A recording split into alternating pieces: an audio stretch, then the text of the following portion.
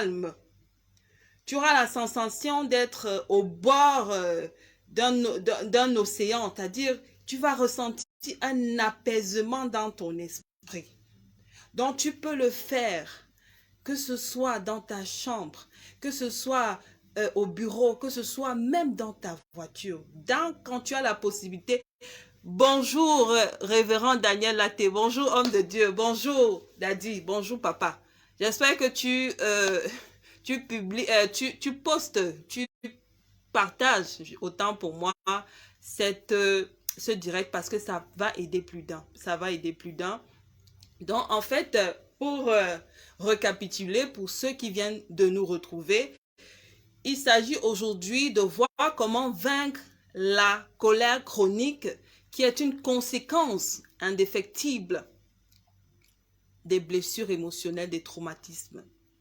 Et pour vaincre cette colère, on a énuméré 3 aspects. Le premier aspect, c'était se pardonner d'abord soi-même.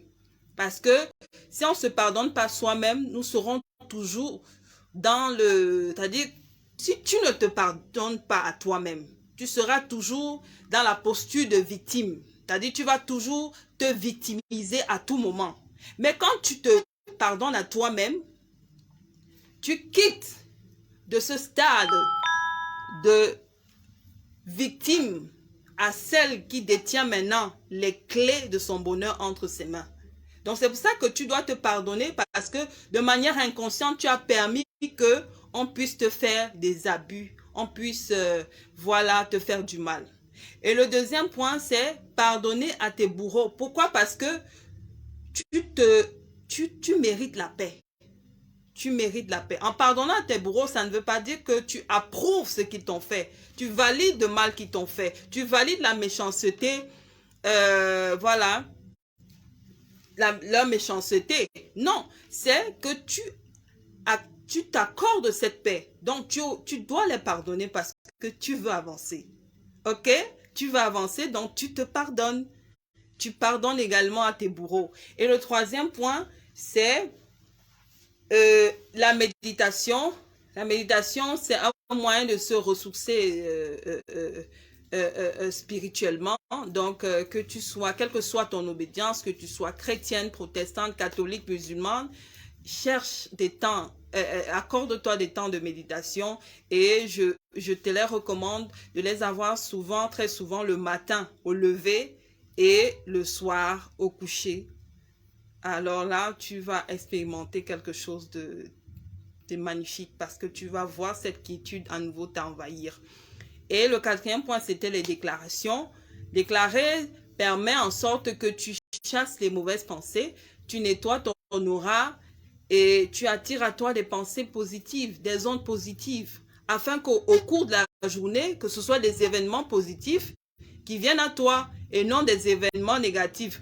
Vous allez généralement vous rendre compte que le matin, pourquoi est-ce que on dit que le matin, on doit se lever de bonne heure?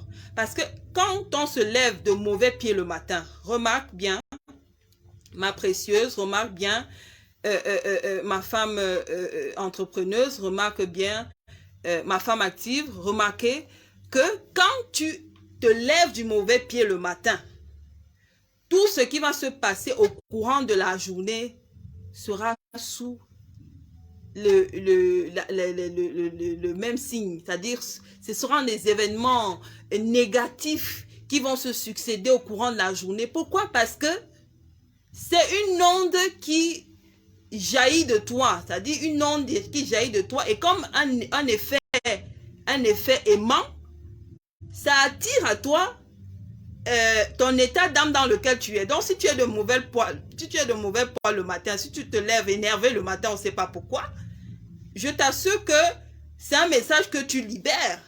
Tu libères dans la nature. Bon, je suis de mauvaise humeur. Donc, qu'est-ce que la nature te renvoie? C'est tout ce qui n'est pas bien. Tout ce qui est à l'image de toi ce matin. Donc, c'est pour ça que le matin, tu dois te lever et tu dois déclarer sur ta vie, tu dois déclarer sur ta journée afin que tu puisses attirer ce que tu veux. Et le dernier point, c'était l'exercice de respiration. Donc, Voilà, j'ose croire que plus d'un, ça fait du bien à plus d'un. J'ose croire que tu as été impacté par ce message. J'ose croire que j'ai pu répondre à une de tes préoccupations. Je reste entièrement disposée à t'écouter. Je reste entièrement disposée à t'accompagner, à t'aider sur le chemin de ta guérison complète. Parce qu'il faut le dire, les blessures émotionnelles ne sont pas comme des blessures que l'on peut percevoir de manière physique. C'est pour cela que c'est quelque chose de tellement délicat, de tellement... Voilà, c'est subtil parce que il s'agit des blessures de l'âme. Et comme on ne voit pas l'âme n'est pas quelque chose qu'on peut percevoir à vue d'œil.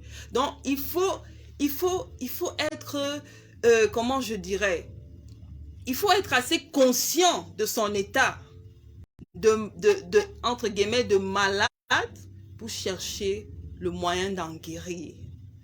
Et quand tu as des sentiments qui t'amènent c'est-à-dire quand généralement tu ressens ces sentiments de trahison en toi, ces sentiments d'injustice, tu te dis non, je ne méritais pas ça, pourquoi est-ce qu'on m'a fait ça? À répétition, parce qu'il s'agit là d'un sentiment qui s'étale sur une longue période de ta vie. C'est-à-dire quand tu ressens toujours ce sentiment de trahison, de rejet, tu as l'impression que l'on te rejette, que tu n'es pas apprécié, quand tu arrives dans une pièce, on ne veut pas te sentir, on ne t'approche pas, on te met à l'écart. Ce n'est pas qu'on t'isole, on te met à l'écart.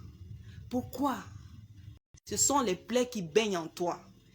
Et tu dois non seulement te guérir, pour pouvoir aussi permettre que ceux de ton entourage ne puissent pas subir cela. Parce que imaginez quelqu'un qui a une plaie qui baigne et qui, permettez-moi l'expression, je vais changer d'expression, et qui dégage une mauvaise odeur. Parce que généralement, ces blessures émotionnelles dégagent une odeur nauséabonde qu'on ne perçoit pas à l'odorat.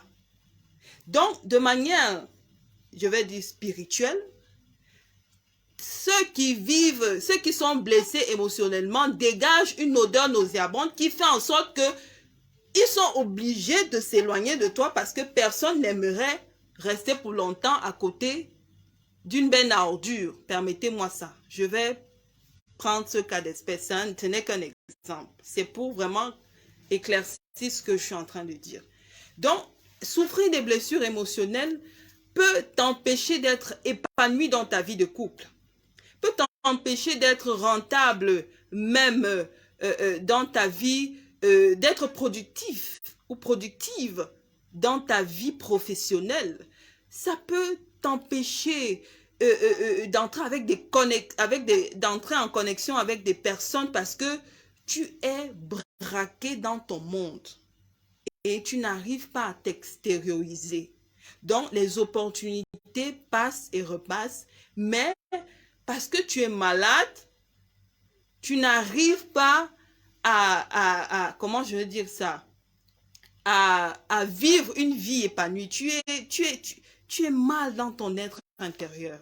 Et je vous assure, souffrir des blessures émotionnelles, je ne le souhaite à personne. Parce que comme j'ai pu le dire dans mon témoignage, j'ai été vraiment malade, j'ai souffert pour longtemps des blessures émotionnelles, mais aujourd'hui, comme vous pouvez le voir, je suis une femme épanouie.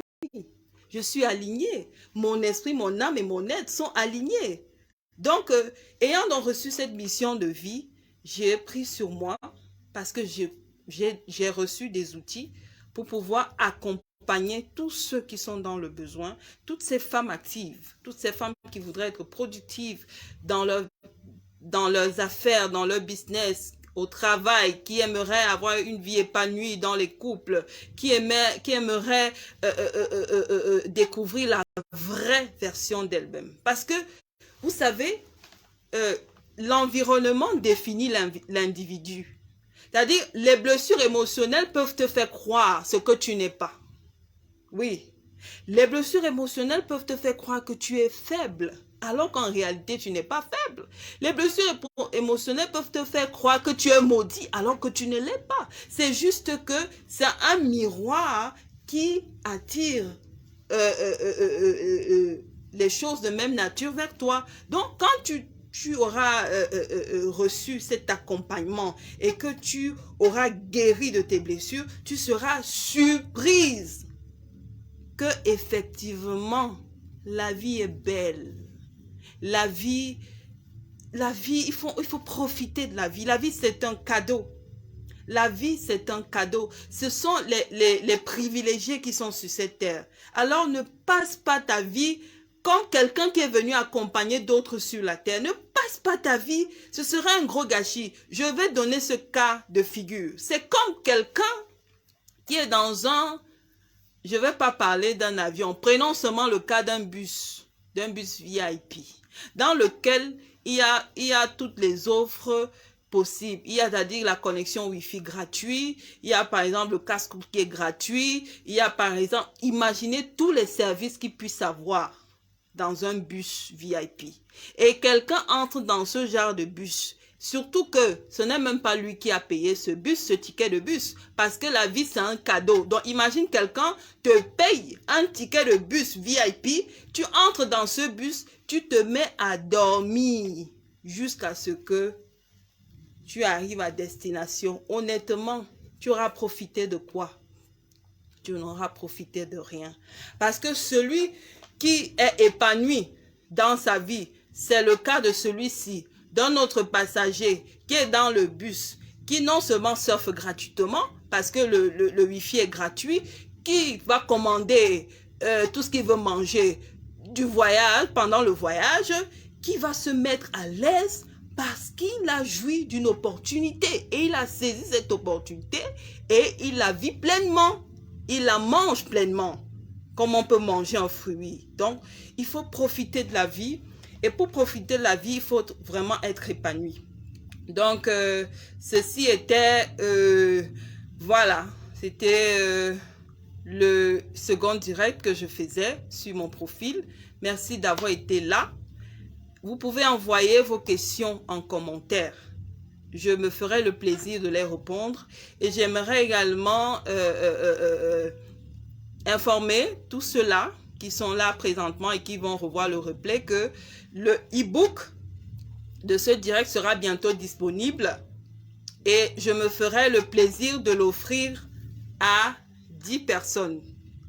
Je me ferai le plaisir d'offrir ce e-book à 10 personnes sur comment vaincre la colère chronique, comment guérir des blessures émotionnelles, parce que dans un direct, on ne peut pas tout dire.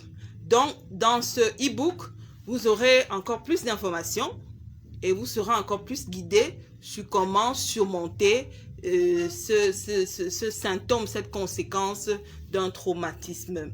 Donc, je vous dis, portez-vous bien. Et comme j'aime bien le dire, souris à la vie. Souris à la vie et elle te sourira en retour. Portez-vous bien et on se revoit très prochainement. Bien de choses à vous. Je vous envoie plein de bonnes ondes et bisous, beaucoup d'amour.